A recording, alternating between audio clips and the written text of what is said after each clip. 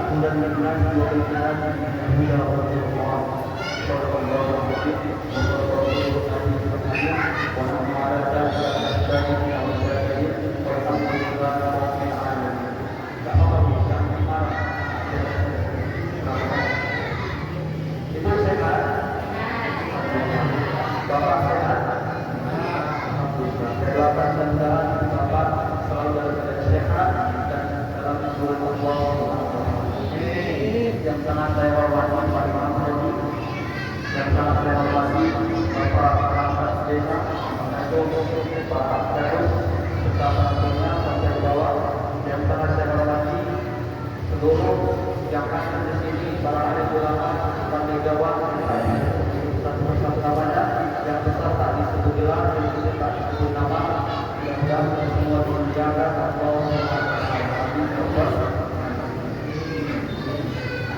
jadi pada malam hari ini seperti yang disampaikan oleh Pak Imam kita, saya tujuan kemarin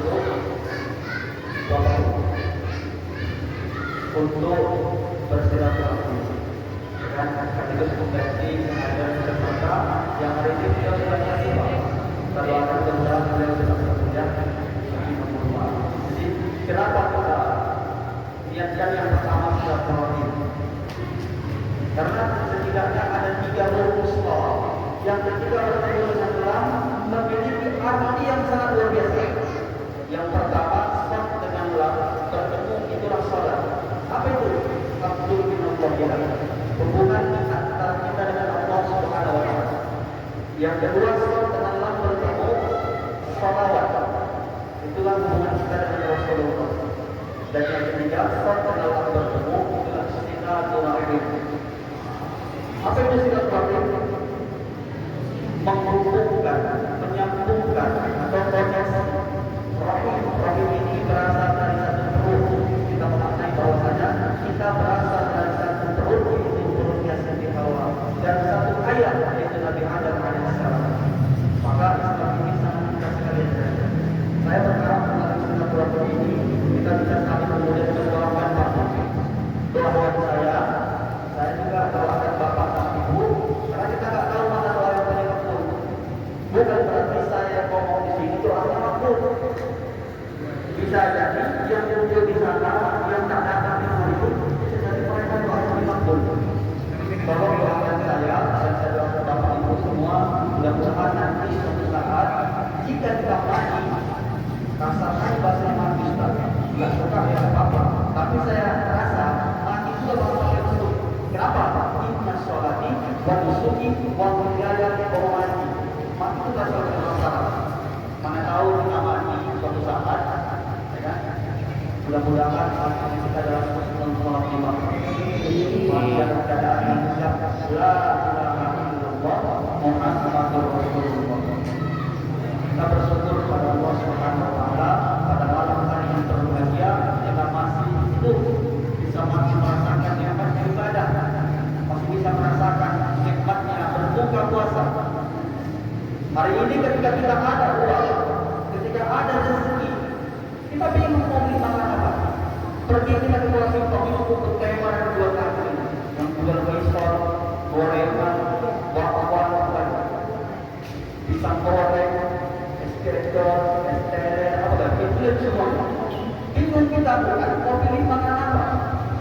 Tapi alhamdulillah melalui puasa ini kita bisa merasakan kebingungan orang di luar sana. Banyak orang yang bingung apa, bahkan mereka bingung dengan apa yang makan.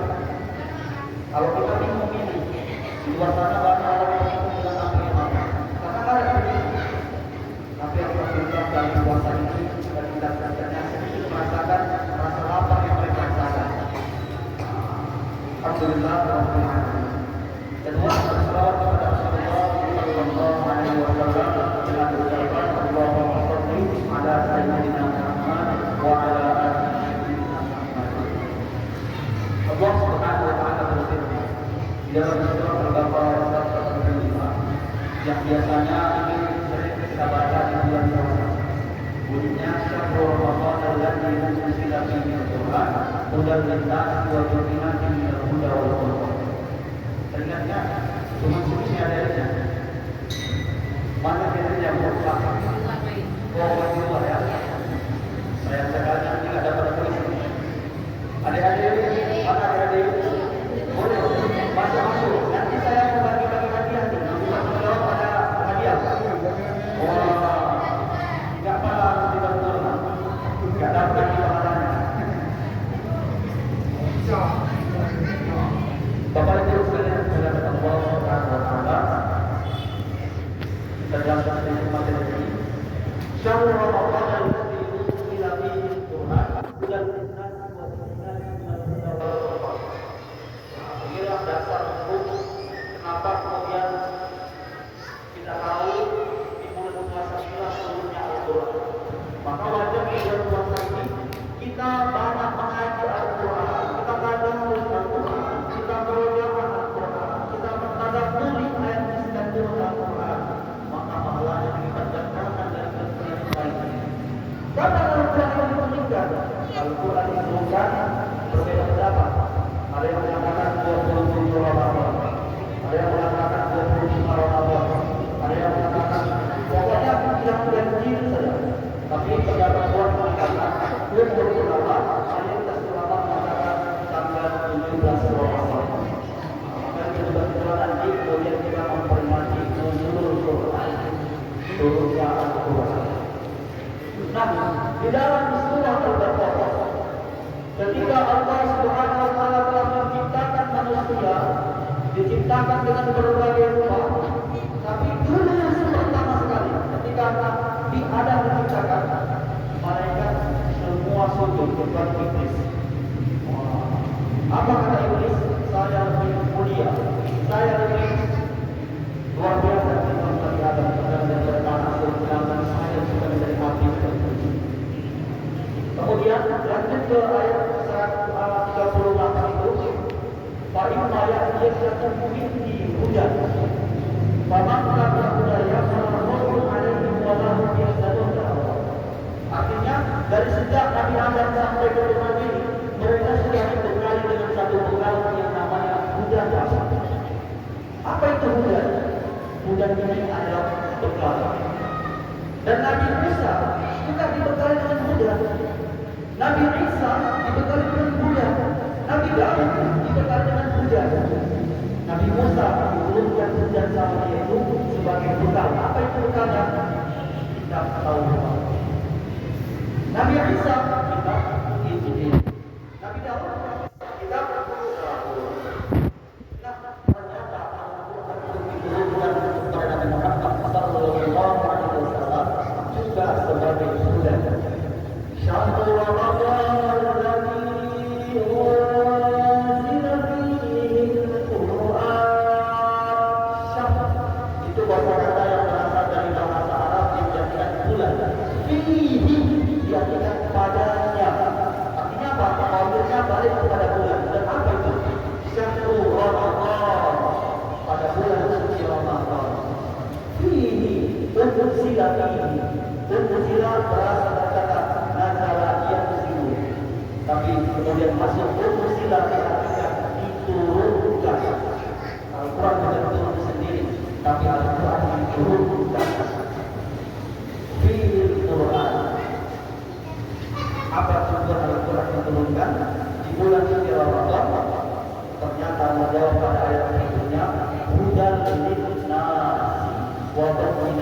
minal huda wal furqan. Tujuannya ini adalah huda. Apa itu huda? Huda ini kalau artinya adalah petunjuk. Maka kata Allah, "Fa'inna ya'lakum minni huda, faman tabi'a hudaya fala khawfun 'alaihim wa la hum yahzanun." Siapapun yang memakai huda, siapapun yang menjadikan huda sebagai pedoman hidup, sebagai bekal dalam kehidupan, apa jaminan Allah kasih? Fala khawfun 'alaihim wa la hum yahzanun. Fala khawfun, mereka tidak akan takut. Wa la hum yahzanun, mereka tidak akan bersedih. Takut, lawan katanya adalah tenang. Yahzanun, sedih, lawan katanya senang. Siapa orang yang memiliki tenang dan senang? Itulah kesuksesan yang tertinggi. Tetapi itu orang kaya bertanya ingin apa? Mereka pasti ingin menjawab sukses. Orang Inggris ditanya what do you want? Mereka akan menjawab I want more success. Orang Arab justru mereka akan menjawab itu najah. Najah itu adalah sukses. Maka kesuksesan kita hidup ini ketika kita mendapatkan ketenangan dan ketika kita mendapatkan kesenangan. Kalau tenang ini insya Allah Tuhan ada penyakit hati. Enggak malah kita panas sekali di rumah tetangga dan mobil baru. Ini dalam menyebutkan barang tetangga supaya keinginan beli kipas barang tetangga kita ada kepanasan. Tetangga beli rumah baru kita bilang jorek selesai karena ada penyakit hati. Maka di sini pentingnya kita mengkaji kebaikan. Bapak Ibu Saudara yang Allah Subhanahu wa taala dengan memperbanyak membaca Al-Qur'an insya Allah menjadi pengobat saya. Tapi ternyata mempelajari Al-Qur'an tidak cukup hanya sekedar modal pandai baca, tapi juga harus punya buku-buku tajwid yang untuk memudahkan kita membaca. Kemudian kita harus belajar dengan keilmuan. Kalau kita belajar Al-Qur'an hanya sekedar baca tekstual, baca terjemahan, rasanya akan sulit kita pahami. Makanya ada belajar dengan tafsir. Dan untuk memudahkan kali ada belajar tentang nahwu, sharh, bayan, hadis, balaghah, ma'ruf dan lain sebagainya.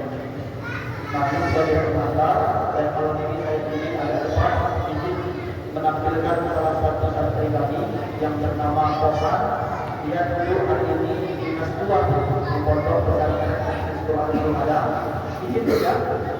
Karena biasanya ini tampil di apa namanya itu teman-teman itu berani pede.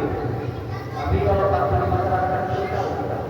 Nah, itu saatnya pengujian. Jadi mohon Bu, waktunya sebentar kita 5 menit mungkin. Ya, izin Bu ya. Alhamdulillah. Pada Kosan, silakan.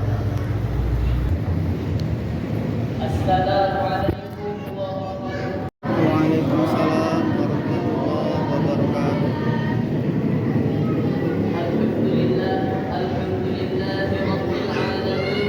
Wassalatu wassalamu ala asyrafil anbiya'i wal mursalin wa ala alihi wa sahbihi ajma'in. Amma ba'd. Yang saya hormati para tokoh-tokoh masyarakat, yang saya hormati Ustaz Malang selaku guru kami di daerah Hizbul Al-Syuhada, dan yang saya hormati Bapak Ibu para hadirin sekalian. Bapak Ibu hadirin sekalian, pada malam hari ini Bapak Ibu hendaklah kita memperbanyak bersyukur kepada Allah. Kenapa? Karena pada malam hari ini setidaknya ada 3 nikmat yang Allah berikan kepada kita. Nikmat pertama, Allah berikan kita nikmat kesempatan sehingga kita dapat melaksanakan salat Isya secara berjamaah. Nikmat yang kedua, Allah kasih kita nikmat kesempatan agar kita bisa melaksanakan salat tarawih secara berjamaah. Dan nikmat yang ketiga inilah nikmat yang luar biasa. Kenapa nikmat ini luar biasa? Karena nikmat ini kurang lebih 2 bulan namanya kita minta. Kita minta agar nikmat ini didatangkan oleh Allah. Nikmat apa? Nikmat dihadirkan kepada bulan suci Ramadan. Bulan Ramadan ini bukan bulan biasa Bapak Ibu. Di bulan inilah Allah mewajibkan kepada hamba-hambanya untuk berpuasa. Sebagaimana Allah berfirman dalam Al-Quran surah Al-Baqarah ayat 183. Ya ayyuhalladzina amanu kutiba alaikumus shiyam kama kutiba alal ladzina min qablikum la'allakum tattaqun. Wahai orang-orang yang beriman, beriman, diwajibkan atas kalian berpuasa sebagaimana diwajibkan atas orang-orang sebelum kalian agar kalian bertakwa. Pada bulan ini Bapak Ibu, Allah berikan kita sebuah amal sunnah pada malam hari, yaitu salat tarawih. Di bulan inilah bulan yang abu, bulan yang berkah, bulan yang suci, bulan di mana Allah lipat gandakan pahala bagi orang mukmin. Di mana seandainya ada seorang mukmin yang melakukan sebuah amalan sunnah, maka tidak Allah berikan dia pahala amalan sunnah. Lalu apa yang Allah berikan? Allah berikan dia pahala sebagaimana dia melakukan amalan fardu pada bulan lain. Sungguh besar apa yang diberikan oleh Allah. Bahkan kalau apabila ia melakukan amalan fardu, Allah berikan dia seperti yang melakukan 70 kali amalan fardu. Di bulan ini pula Bapak Ibu, rahmat Allah, maghfirah Allah, ampunan Allah turun laksanakannya. Sungguh besar rahmat yang Allah berikan, sehingga saking besarnya kalau ada orang yang tidak dapat ampunan di bulan ini, maka ia adalah orang yang rugi. Sebagaimana dalam sebuah kisah Rasulullah berkata kepada para sahabat, "Wahai sahabat, mendekatlah kalian kepada mimbar." Maka ketika sahabat mendekat kepada mimbar, situlah sahabat mendengar Rasulullah mengucapkan amin setiap menaiki setiap anak tangga. Setelah Rasulullah selesai berkhutbah, ditanya kepada para sahabat, "Ma amanta ya Rasulullah? Apa yang kau aminkan Rasulullah?" Maka kata Rasulullah, "Ketika aku menaiki anak tangga pertama, Jibril datang." Apa kata Jibril? "Celakalah umatmu Muhammad yang ia dapat di bulan Ramadan lalu dia tidak dapat ampunan." Maka Allah Rasulullah berkata amin. Kemudian di anak tangga kedua, kata Jibril, "Celakalah umatmu Muhammad apabila ia mendapatkan namamu disebutkan namun dia tidak bersalawat kepadamu." Maka Rasulullah mengaminkan. Di anak tangga ketiga kata malaikat Jibril, "Celakalah umatmu Muhammad apabila dia mendapati kedua orang tuanya sudah tua atau satu dari keduanya sudah tua namun dia tidak menjadi asbab keduanya masuk surga." Maka Rasulullah mengaminkan. Dalam cerita ini hadirin, ada satu perkara yang diselakai oleh malaikat Jibril lalu diaminkan oleh Rasulullah, yaitu kalau ada orang yang dia masuk bulan Ramadan tapi dia tidak dapat ampunan, lalai dia dengan ibadahnya, lalai dia kepada Allah, lalai dia dalam beramal ibadah sehingga dia tidak dapat ampunan, maka dikatakan dia akan celaka. Oleh karenanya hadirin, hendaknya kita memperbanyak amalan, hendaknya kita membaca Al-Quran, menunaikan perintah Allah Subhanahu wa Ta'ala. Karena takutnya Bapak Ibu kita akan menjadi musuhnya Ramadan. Kalau sudah jadi musuhnya Ramadan, maka nanti akan ada orang yang disiksa oleh malaikat. Maka ketika dia disiksa oleh malaikat, lewatlah Rasulullah, merangkak dia kepada Rasulullah, bergantung dia di jubahnya Rasulullah, menangis dia memohon syafaat karena Rasulullah sayang dengan umatnya, hendak diangkatnya tangan. Namun ketika hendak mendoakan, disitulah malaikat yang menyiksanya datang. Dibilang sama malaikat, "Ya wahai malaikat, wahai Rasulullah, ini orang musuhnya Ramadan. Dia tidak cuma tidak berpuasa di bulan Ramadan, tapi dia juga bermaksiat di bulan Ramadan." Maka diturunkanlah tangan Rasulullah, kata Rasulullah, "Maafkan aku wahai umatku, aku tidak bisa mensyafaati orang-orang yang jadi musuhnya bulan Ramadan." Oleh karenanya hadirin sekalian, hendaknya di bulan ini jangan sampai kita lalai. Berbanyaklah amalan kepada Allah sehingga kita jadikan Ramadan tahun ini menjadi Ramadan yang lebih baik daripada tahun-tahun sebelumnya. Jadi ini yang dapat saya sampaikan, lebih dan kurang yang saya mohon maaf. Wabillahi taufiq wal hidayah. Wassalamualaikum warahmatullahi wabarakatuh. Waalaikumsalam.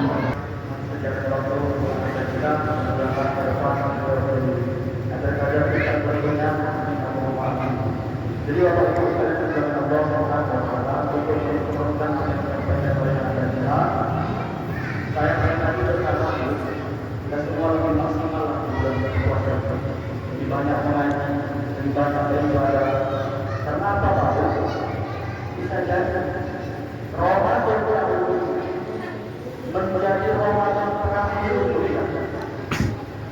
Tahun depan Ramadan tetap datang, tetap kembali. Tapi masalahnya kita dapat bertemu dengan Ramadan kita belum masuk. Anggaplah ini Ramadan terakhir. Maka sebenarnya kita bisa mempersiapkan diri, lebih mempersiapkan bekal untuk menghadap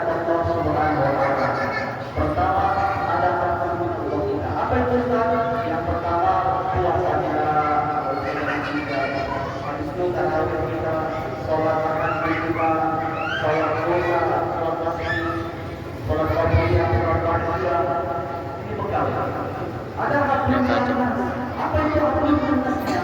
Kalau Allah ini disebutkan dari kita, bantu selama, bantu pembangunan masjid, bantu pembangunan pondok pesantren, bantu orang yang membutuhkan kebutuhan yang ada. Bisa jadi hari ini di luar sana mereka sedang menunggu itu Pak. Anak yatim piatu, fakir, susah, mereka sedang menunggu bantuan. Kata Rasulullah SAW, apa yang kita makan akan busuk, apa yang kita makan akan lapuk, tapi apa yang kita sedekahkan, apa yang kita wakafkan, itulah yang akan Allah dalam selama-lamanya. Ya, adik-adik, halo adik-adik, halo, halo, tangannya angkat, kita terlihat lagi, coba, coba lagi. Dada, karena kemarin ya. Ya, ada di luar juga boleh ikut. Angkat tangannya. Ya, semua. Angkat ada. Sudah. Saya bilang mantap saya. Kita tes kecerdasan. Sudah. Sudah. Mantap. Lagi. Boleh. Telinga. Keren. Cepat ya, mata saya. Sudah. Lagi bergoyang. Ya. Hidup. Nah, kita masuk ke kuis ya. Kuisnya adalah kemarin kan siapa nama Nabi Muhammad dari Rasulullah. Jawabannya apa sekarang? Abdul Wahab ya. Wahab bin Manaf. Ini kakeknya Nabi Muhammad dan juga perempuan. Sekarang pertanyaannya kita ke fikih. Rukun sholat ada berapa adik-adik? Jawaban yang mau saya cari betul 13. Tapi di dalam buku tuntunan sholat, kalau dalam kitab Fathul Bari itu rukun sholat ada 18 Bapak Ibu. Dihitungnya dengan kemungkinannya 18. Ya. Kemudian yang menjadi pertanyaan, ini kamu jangan jawab ya. Nanti dia tuh dapat hadiah.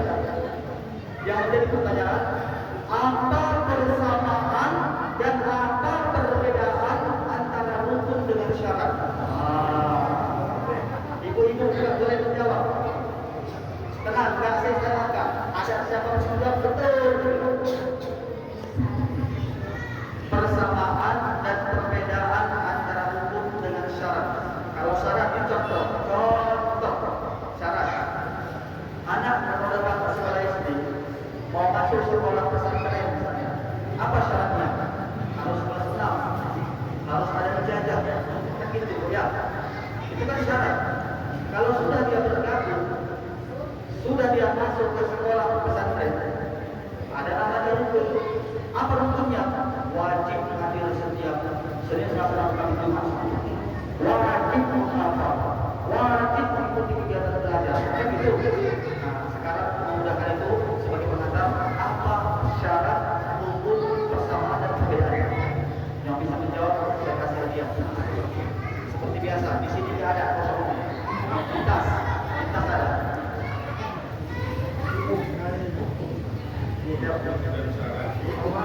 Rukun dan syarat. Kalau yang bisa mendalam ilmunya kelas 5 boleh menjawab ya. Nanti selesai saya akan menjawab orang pintar. Bukan berarti yang lainnya orang bodoh tidak. Saya hanya ingin mengajar kita lebih mau belajar. Kenapa? Untuk berhikmah dalam ilmu. Tidak ada batasan dalam menuntut ilmu. Saya hari ini 29 tahun umur saya masih belajar. Saya masih S1 sudah selesai lagi dengan S2. Insyaallah Allah akan berjalan cepat selesai tahun bulan. Artinya apa? Tidak ada batasan dalam menuntut ilmu dari keluarga sampai ke yang lahat. Saking pentingnya kita belajar. Tapi sebaik-baik belajar adalah melalui mengajar. Makanya sambil saya belajar sambil mengajar. Ya, siapa yang dulu yang bisa menjawab? Boleh angkat tangan dulu. Rukun dengan syarat. Rukun al-wajib. Rukun cukup umur, balik, Islam, berangkat. berasa bisa bersosialisasi betul. Baik, Ibu ada yang jawab? Ini Pak Imam jawab, kita lagi selesai. Saya ada jawab yang sempurna. Kalau sempurna jawab udah. Saya bilang betul nggak pakai tapi, ini betul masih ada tapi. Jawab yang lain Bu, silakan Bu. Kita mau sholat tarawih lagi kan? Nanti Ibu mau yang cepat apa yang lambat? Sholat di sini aja. Mau yang cepat apa yang lambat? Cepat. Cepat itu yang cepat Ibu. Ini bahaya. Lama nanti kelamaan. Yang kita terima punya. Apa? Kita usahakan yang cepat karena kalau nanti Ibu cepat kali minta, saya bacanya takutnya lupa. Nanti teman-teman ayat itu Al-Fatihah target dari atas. Bismillahirrahmanirrahim.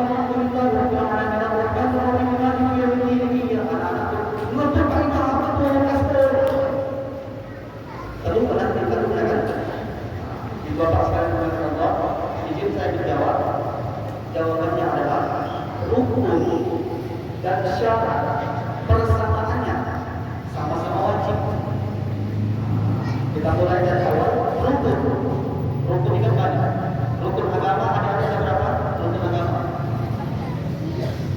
agama ada berapa?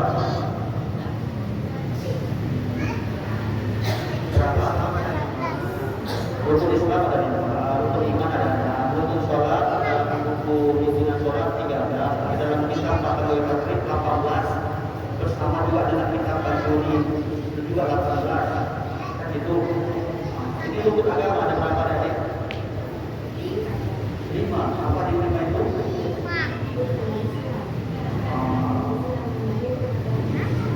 Rukun agama ada. Yang pertama Islam, yang kedua iman, dan yang ketiga ihsan. Ini rukun agama. Rukun adalah sesuatu yang sifatnya wajib. Apa itu wajib? Dalam kitab usul fikih dikatakan, "Man yusalla fihi wa yu'addu tarhib." Dikerjakan mendapatkan pahala, ditinggalkan mendapatkan dosa. Rukun adalah sesuatu yang wajib dilakukan di dalam pelaksanaan. Itu rukun. Kalau syarat adalah sesuatu yang wajib dilakukan sebelum pelaksanaan. Jadi kalau persamaannya sama-sama wajib. Perbedaannya kalau rukun pelaksanaannya di dalam pelaksanaan. Kalau syarat sebelum pelaksanaan. Mudah-mudahan bermanfaat bagi kami pribadi khususnya dan yang untuk Bapak sekalian. Kami mohon maaf segala kesalahan, salah penyampaian, salah pengucapan kami mohon maaf. Maaf Bu. Alhamdulillah. Saya dari doa majelis.